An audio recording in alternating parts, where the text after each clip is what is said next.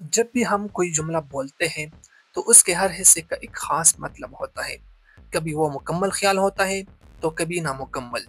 यही क्लॉज़ेज़ और फ्रेज़ेज़ में फ़र्क को पैदा करता है। लेकिन असल सवाल ये है कि इस फ़र्क को पहचानें कैसे?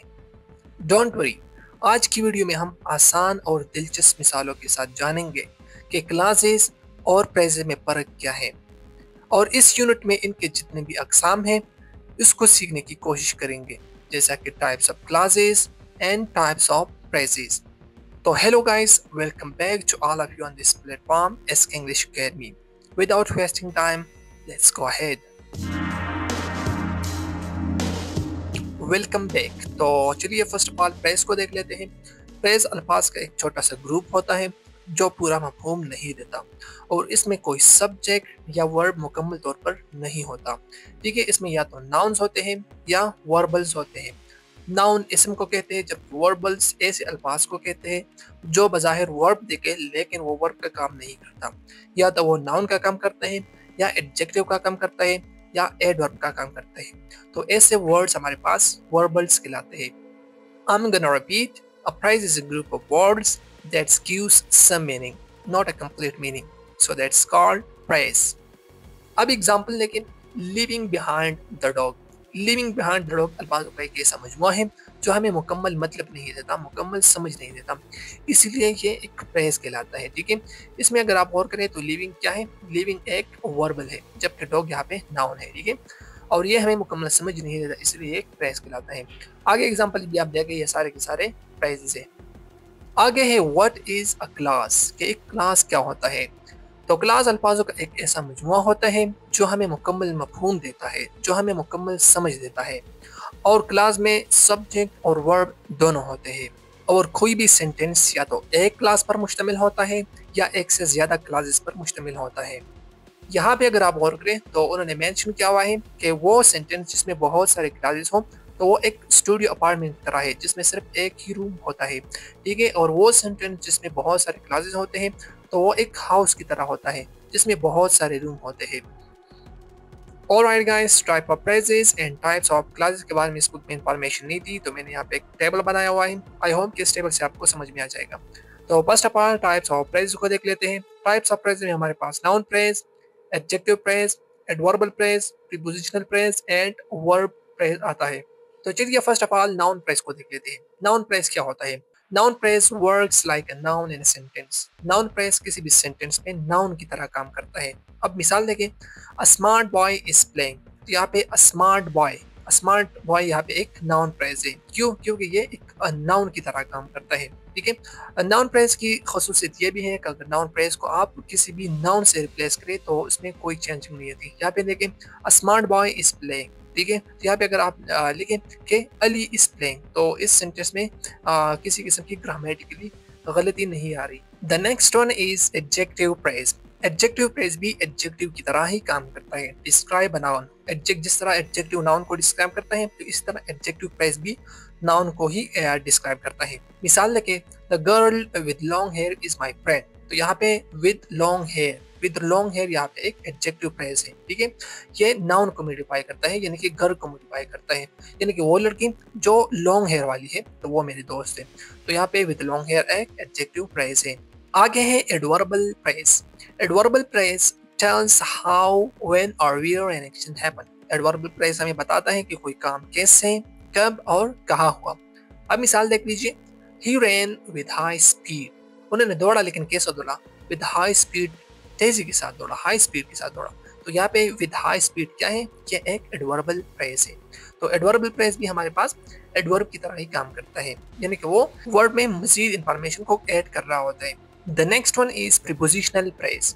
Simply the prepositional phrase start with preposition. Prepositional phrase preposition से ही शुरू होता है, जैसा कि she sat on the chair. यहाँ पे ऑन द चेयर एक प्रीपोजिशनल फ्रेज है क्योंकि ये प्रीपोजिशन से ही शुरू हुआ है।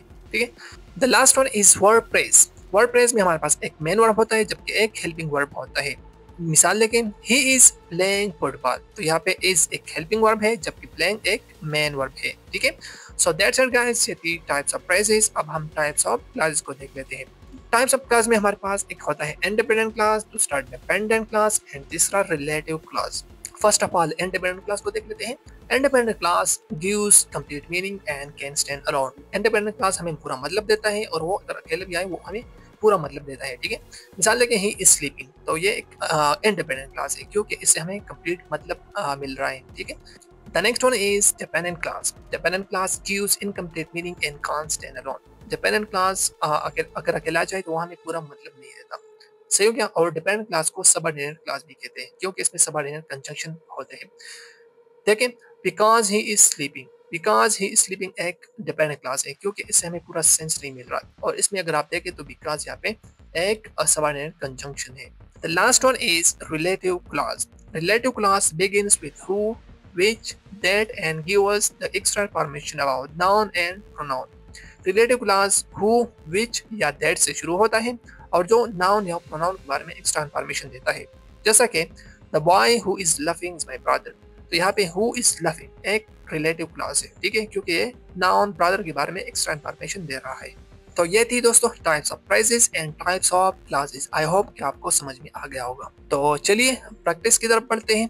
Identify the phrases in the following sentences and state their kind.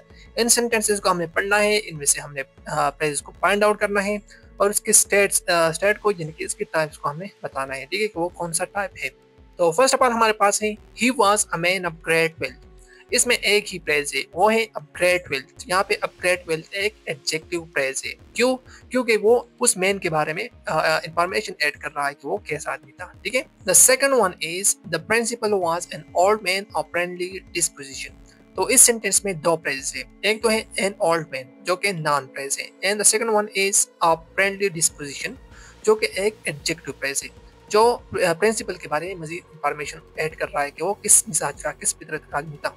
आगे है question number 3, the worker belong to a tribe dwelling in the hills. तो इसमें भी दो ही फ्रेज है, एक है अ ट्राइब, ठीक है, अ ट्राइब एक नाउन फ्रेज है, and the second one is dwelling in the hill. Dwelling in the हिल भी एडजेक्टिव फ्रेज है जो कि ट्राइब को मॉडिफाई करता है, वो कहाँ रहते थे, एक चोटी पर, ठीक है।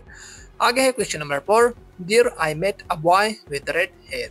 इसमें एक ही फ्रेज है, वो है रेड हेयर, ठीक है, यह भी एडजेक्टिव ही है क्योंकि वो बॉय के बारे में मजीद इंफॉर्मेशन ऐड कर रहा है।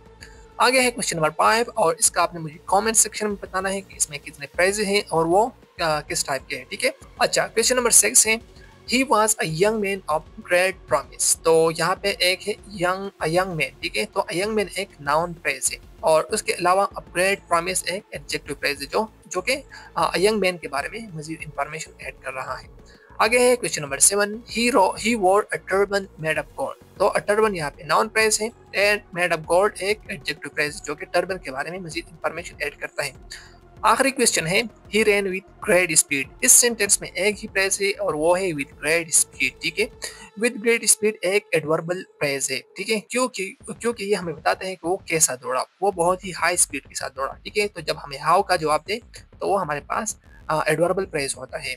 तो ये थी दोस्तों आज की वीडियो। आई बिलीव कि आपको कुछ ना कुछ समझ में आ गया होगा। अगर कुछ समझ में आए तो वीडियो को लाइक करें, कमेंट लाजमी करें, चैनल को सब्सक्राइब करना मत भूलें।